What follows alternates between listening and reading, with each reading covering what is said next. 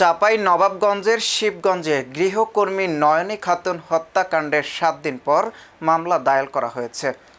সোমবার ৮ জুন রাতে নিহতের স্বজন আকলিমা বেগম বাদী হয়ে শিবগঞ্জ থানায় ৮ জনের নাম উল্লেখ সহ অজ্ঞাত ৩-৪ জনকে আসামি করে মামলা করেন।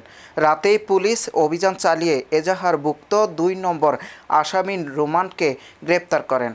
মঙ্গলবার ৯ জুন তাকে আদালতে পাঠানো হয়।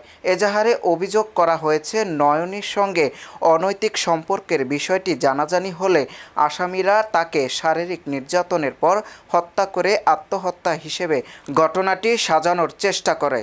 গত ১ জুন রাতে পুলিশ নয়নীর মরদেহ উদ্ধার করে ময়নাতদন্তের জন্য পাঠায়। শিবগঞ্জ থানার ওসি মতিউর রহমান জানান, গ্রেপ্তার হওয়ার নোমানকে আদালতে পাঠানো হয়েছে এবং অন্য আসামিদের গ্রেপ্তার অভিযান চলছে।